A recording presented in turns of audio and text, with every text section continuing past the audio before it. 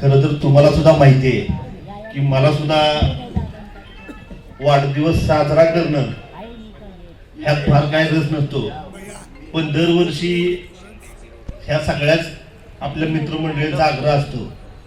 मी तुम्हाला खरं मनापासून सांगतो, ज्यावेळी एखाद्या मतदारसंघातलं आपलं नेतृत्व बदललं जातं त्यावेळी मतदारसंघात काय परिवर्तन होतं, एक वैचारिक परिवर्तन म्हणलं तरी काय हरकत नाही साहेब. गेले 2 दिवस झालं आपल्या सगळ्याच टीमनं सर्व सामाजिक उपक्रम राबवून आपला वाढदिवस साजरा केला.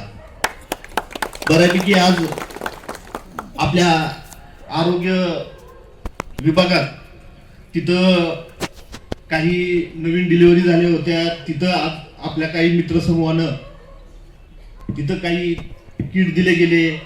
आज बऱ्याच प्राथमिक शाळेमध्ये खाऊ वाटप करण्यात आला आणि अशा पद्धतीने आज वाढदिवस साजरा करत असताना ह्या मित्र मंडळींची अशी इच्छा होती की 7 वाजता केक कापू.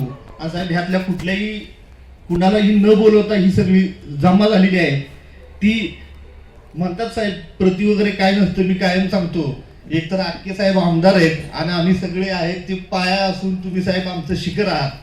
आम्ही त्याच हेतूनं काम करत असतो आणि आज पण तुम्हाला साहेब सांगतो की ही सगळी लोक तुमच्याच प्रेमासाठी इथे थांबल्यात, नाही तर मगाशी शुभेच्छा देऊन घरी गेली असती. त्यामुळे मी पण काही त्या हवेत नाही.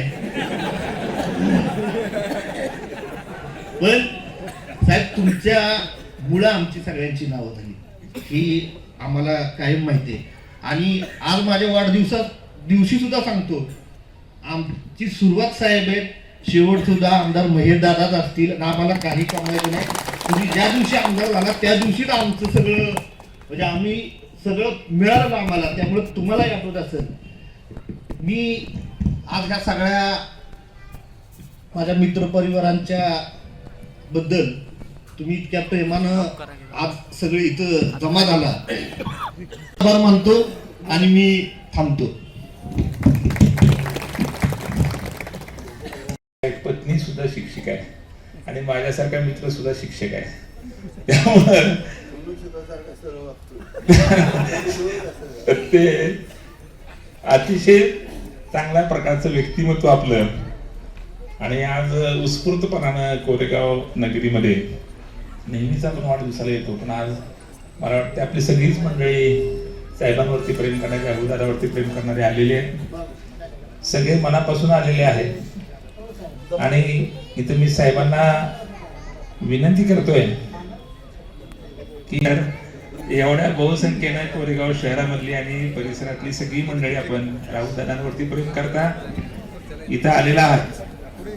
तर इथं तुम्ही आल्यानंतर राहुलदादांना शुभेच्छा तुम्ही दरवर्षीच देता, पण या शुभेच्छा देताना या ठिकाणी त्यांनी पण न्याय दिला. खेड्यापाड्यामधल्या लोकांची कामं त्यांनी परिसरामध्ये संपर्क ठेवून खरोखर अतिशय चांगल्या पद्धतीने केलेली आहेत. जे लोक तुमच्यापर्यंत पोहोचू शकत नाहीत किंवा कदाचित पोहोचत असतील, पण त्यांना विश्वास देण्याचं काम किंवा महेश शिंदे तुमच्या पाठीशी आहेत, तुमच्या अडचण सोडवतील, हा विश्वास प्रत्येक गावामध्ये देण्याचं काम राहुलदादांच्या माध्यमातून झालेलं आहे.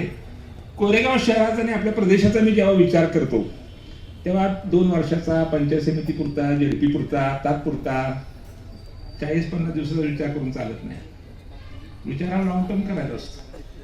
आणि प्रॉब्लेम असा आहे की ह्याच्याबरोबर गेलं ना की मला जरा मी म्हातारा झाल्यासारखं. मी सांगताना पण सांगतो साहेब माझ्यापेक्षा मोठे तुम्ही त्यामुळे आकडा लावणार.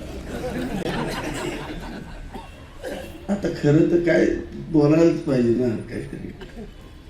एक जे शांत संयमी नेतृत्व मी स्वतः बऱ्याच वेळेला अनुभवतो की एखाद्यानं जर वाईट बोललं तरी सुद्धा त्याला रिॲक्ट न करता त्याला कन्व्हिन्स करण्याची शक्ती राहुलदादाच्यात आहे. ते पचवण्याची पण शक्ती लागते.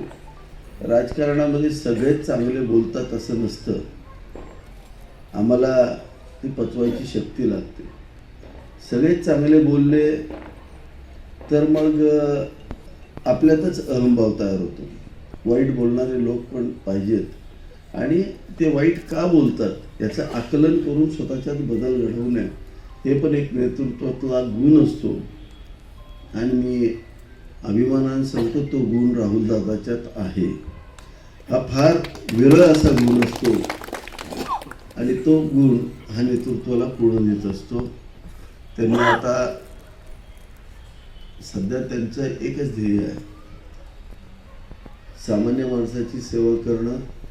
त्यांना जास्तीत जास्त अशा पद्धतीनं आपल्या राजकीय जीवनाचा किंवा आपल्या राजकीय पार्टीचा फायदा आपल्या प्रत्येक कार्यकर्त्यापर्यंत कसा पोचेल आणि ते पोचवण्याचं काम आता ते प्रामाणिकपणे करतायत. कुठल्याही गोष्टीमध्ये कुणी कितीही मागं काहीही बोललं डोक्यात न घेता एक न्यूट्रल भूमिका त्या भूमिकेत ते असतात आणि ही